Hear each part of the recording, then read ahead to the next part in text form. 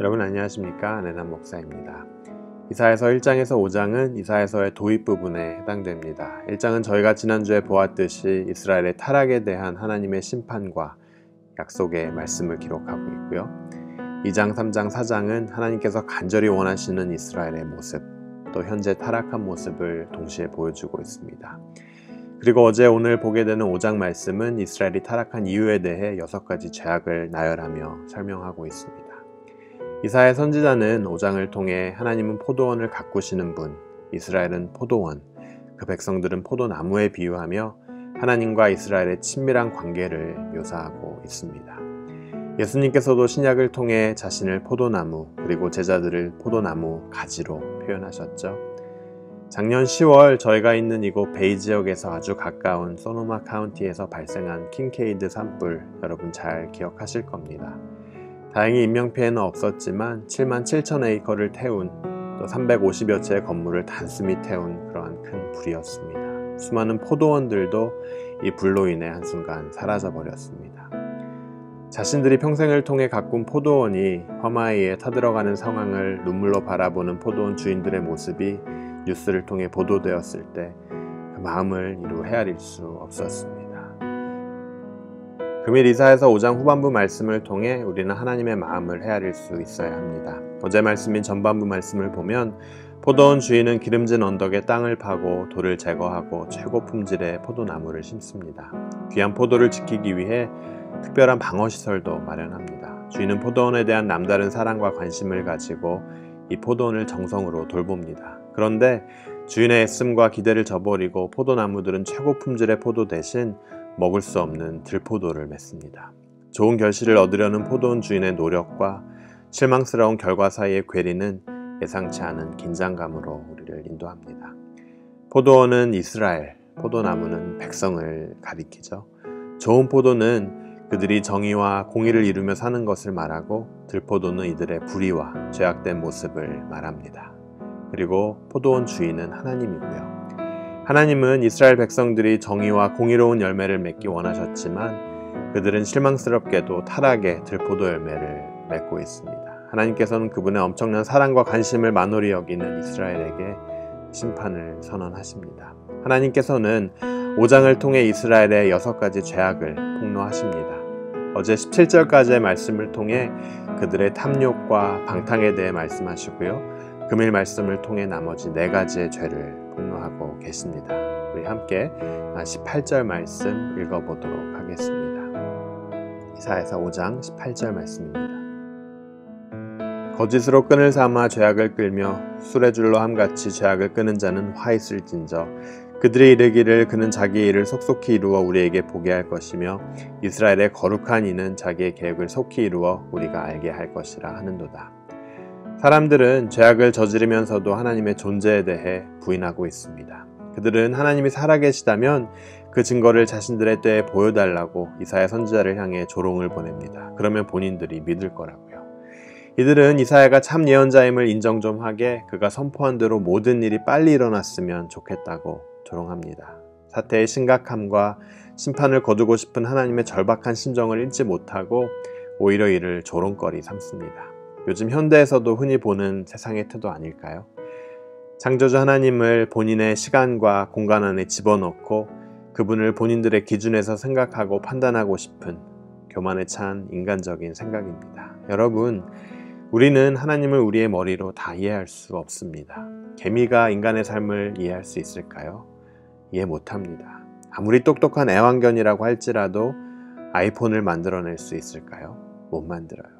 여러분 마찬가지입니다. 우리의 생각으로는 하나님의 경륜을 다 이해할 수 없습니다. 하지만 하나님의 말씀은 하나님의 때에 이루어집니다. 그분이 그분의 때에 그분의 주권으로 그분의 계획을 이루십니다. 여러분 이 사실을 깨달으시길 그래서 그 하나님의 경륜 앞에 순복하고 그분께 우리 자신을 겸허히 던지시는 여러분 되시길 주님의 이름으로 축원합니다. 우리 계속 말씀 보도록 하겠습니다. 20절입니다.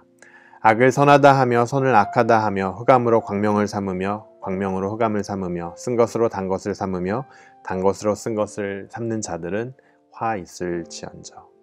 두 번째, 하나님께서 오늘 말씀을 통해 주시는 이들의 죄악은 선과 악을 바꿔버리는 죄악입니다. 이스라엘 백성들은 도덕적 기준을 마음대로 바꾸었습니다. 하나님 보여주신 분명한 도덕적 기준이 있는데 그 기준을 본인들의 기준에 따라 바꿔버립니다.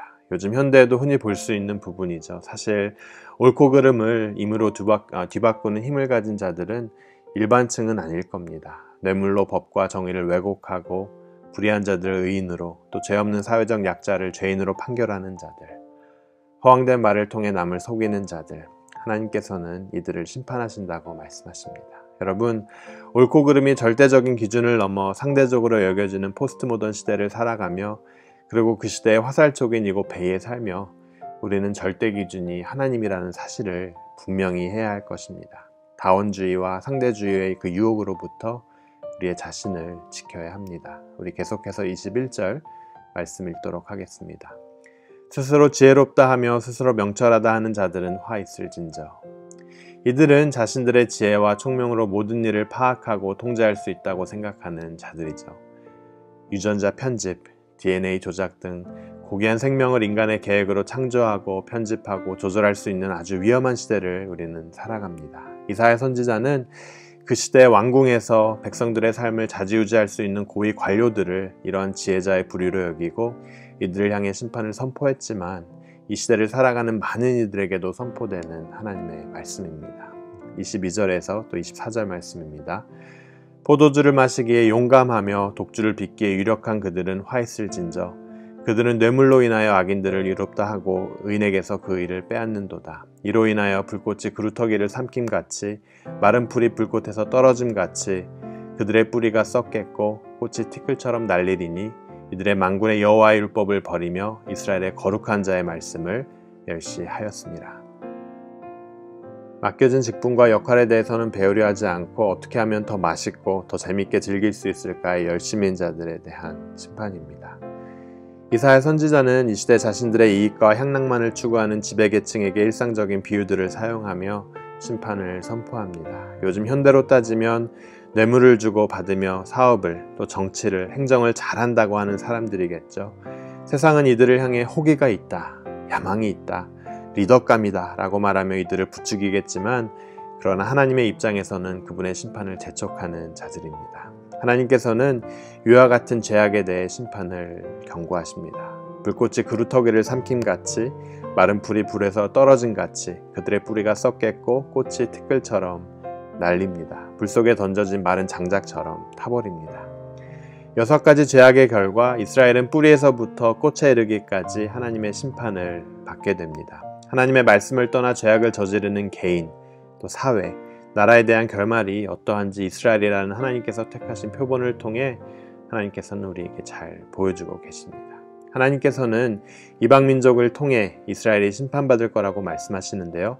이방민족이라 함은 아수르와 바벨론입니다. 하나님을 두려워하지 않는 자에게 그들이 가장 두려워하는 대상을 보내심으로 이들을 심판하십니다. 또한 실제로 일어난 역사적 사실이죠.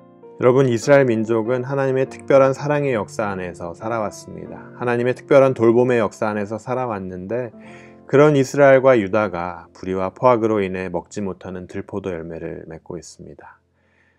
포도원의 파국을 불러온 자들이 이방인이나 하나님을 모르는 자들이 아니라 하나님께 가장 사랑받는 이스라엘이었고 유다였다는 사실이 너무나 우리를 안타깝게 합니다. 여러분, 우리도 마찬가지입니다. 여러분, 우리는 누구입니까? 하나님의 큰 사랑을 받은 장본인이 바로 우리입니다. 우리가 바로 이스라엘이고 유다입니다. 그럼에도 불구하고 혹시 우리의 죄로 인해 우리의 삶 가운데서 열매 맺지 못하고 있는 부분이 있는지 금일 말씀은 우리 모두를 향해 회개와 돌이킴을 촉구하고 있습니다. 우리는 세상을 향하는 걸음을 멈추고 하나님께로 돌아서야 합니다. 하나님 멸시하기를 멈춰야 합니다. 하나님의 주권을 인정해야 합니다. 그분만이 진리라는 사실을 인정해야 돼요. 내가 내 삶의 주인이 아니라 하나님을 내 삶의 주인으로 인정하고 그 왕권을 하나님께 내어드려야 합니다. 오늘 이사야서 5장 후반부 말씀을 통해 하나님의 이 갈급한 마음을 듣는 여러분 되시길 주님의 이름으로 축원합니다. 하나님의 뜻에 눈이 멀어 많은 이들이 눈을 감고 살아가는 이 시대에 하나님의 진리와 정의를 구현하는 그리스도인으로 살아가는 여러분 되시길 바랍니다. 사랑하는 여러분, 하나님께서는 우리 모두에게 포도원을 주셨습니다. 바로 그 포도원은 우리의 매일매일의 삶입니다. 여러분, 그 삶을 통해 귀한 최상급 포도를 맺길 바랍니다. 주님 안에 거하며 여호와의 말씀에 순종하는 삶을 통해 최상의 포도를 맺어 하나님 기쁘시게 하는 그런 저와 여러분 되시길 주님의 이름으로 축원합니다. 우리 함께 기도하도록 하겠습니다. 하나님, 하나님의 뜻에 눈 감고 살아가는 이 시대, 질병과 불의와 눈먼이 가득한 이 시대를 주님의 마음으로 바라봅니다.